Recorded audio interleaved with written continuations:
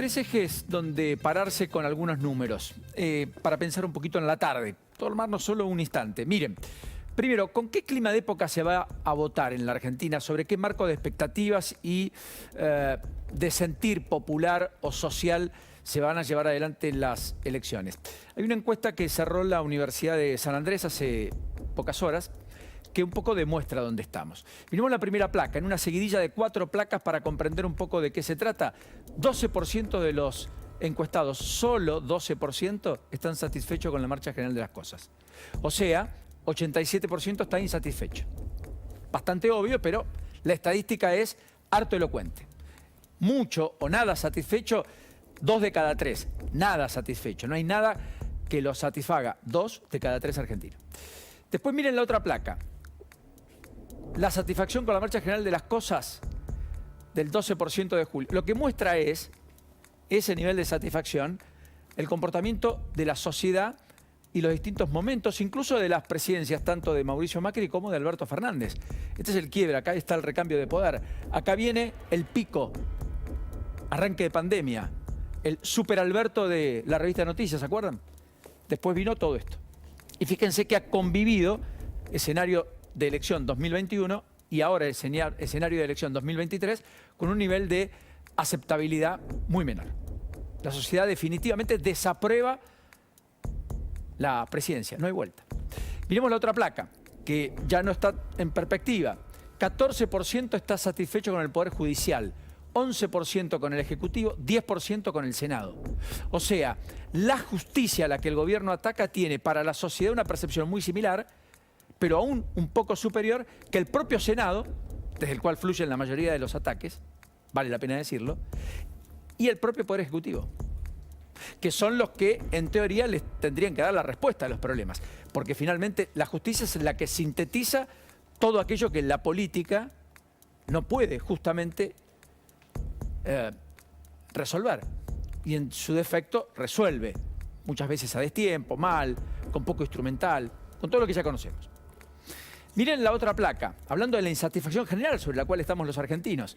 Cuando le preguntan, ¿cuál es el principal problema? Primera respuesta, esta línea más rosa que no se ve tanto. 24% de los argentinos, para 1 de cada 4 argentinos, lo primero es la inflación. Cuando uno abre el abanico, le pone opciones, termina siendo 55%. Para más de la mitad de los argentinos, el principal problema que le fluye es la inflación. Segundo problema, ¿cuál es? La delincuencia e inseguridad, 38%. O sea, 4 de cada 10 está preocupado por la inseguridad. Corrupción, 35%. No está primero, pero está en el top 3. Está entre las 3 preocupaciones centrales. Y como respuesta primaria individual, es la segunda. ¿Cuál es el principal problema? Primero dicen inflación. Otros, después en segundo término, en términos de volumen, de cantidad de personas, corrupción. Y recién tercero aparece el elemento inseguridad. Fíjense que obras públicas, transporte, la policía, acceso a la vivienda, salud, son preocupaciones acá. Muy menores frente a la coyuntura. Lo que debería ser la preocupación central, porque son ejes temáticos profundos, estructurales, están subsumidos en la coyuntura, como el debate público en la Argentina. Miremos la otra placa, la última, de la Universidad de San Andrés.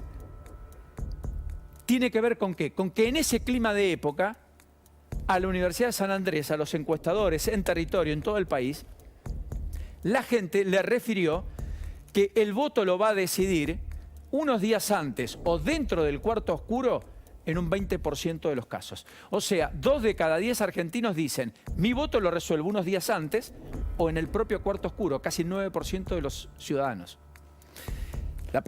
La pregunta es si efectivamente este contexto, se va a dar o si va a ser la gente que se va a ausentar, porque directamente va a decidir no elegir, fijándose de todas maneras que ya muchos lo han elegido. Esto que está acá. Pero es interesante. Y miren este cuadro, la aprobación presidencial, que pasó del 24% al 17% en julio. Fíjense que Alberto Fernández tuvo una combinación exitosa. Más gente lo valoraba positivamente que negativamente. Esa curva tiende a invertirse a comienzos del 2021 y nunca más se recompone y las líneas son conducentes. Y el clima de época, insisto, es muy parecido a 2021. ¿Eso tendrá semejanza con el resultado final? Veremos, pero es probable. Así que, con la inflación en alza como preocupación y una presidencia desaprobada, la sociedad va a ir al cuarto oscuro. Veremos con qué decisión. Segundo hecho, hablando de la estructuralidad del problema, estas filas para conseguir empleo en algunos lugares son habituales cuando algo nos impacta. Ahora, tenemos que educar para el empleo, ¿no es cierto? Se ha dicho que en la Argentina hay dos problemas con el empleo. Uno, la creación del puesto de trabajo propiamente dicho por parte de una inversión genuina que cree un espacio para que alguien pueda desenvolverse. Ahora, lo segundo, que también es indispensable, fruto de cierta degradación en distintos ámbitos y la pérdida de cultura del trabajo, es crear trabajadores. Que no es solo educarlo, pero primero y fundamentalmente, como condición necesaria, tienen que pasar por la escuela. Y de hecho la estadística lo muestra.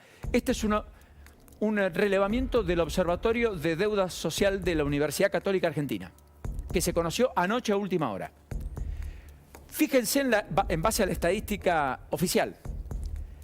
En el nivel instructivo alto, el pleno empleo está en más del 80% de la gente. O sea, cuando alguien tiene alto nivel de instrucción, más de 8 de cada 10 tienen pleno empleo.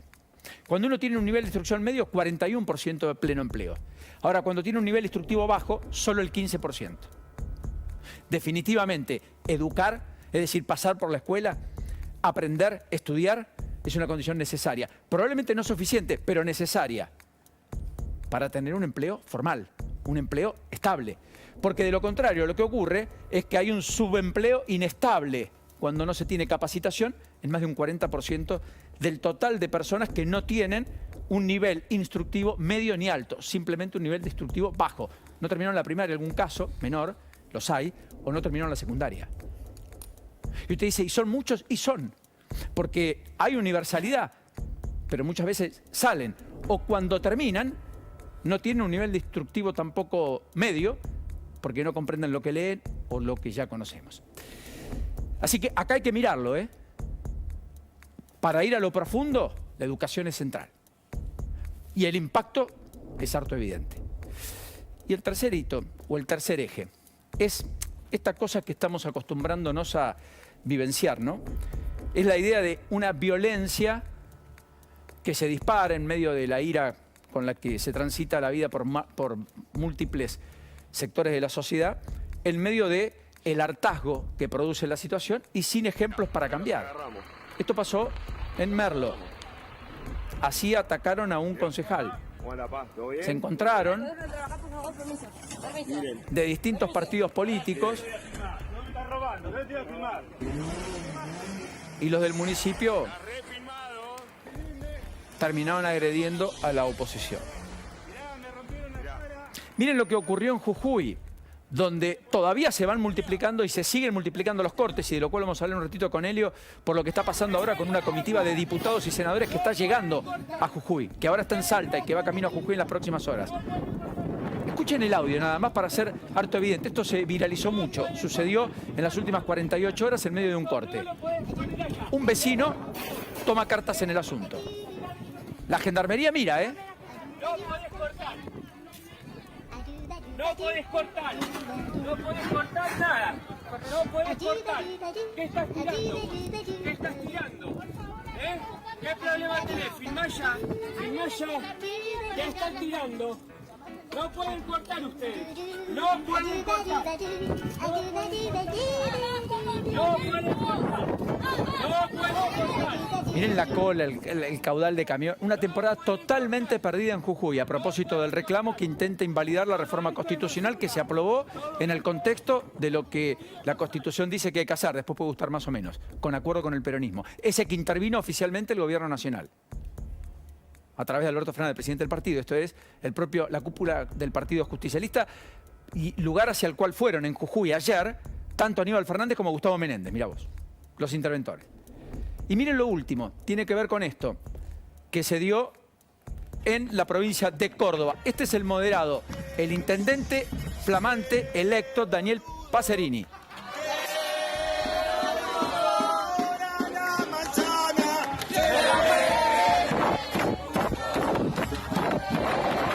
Así festejaron. No es que él se sumó a los cánticos. Él los propició. Por de vuelta el arranque. Es el intendente electo en Córdoba capital después del éxito.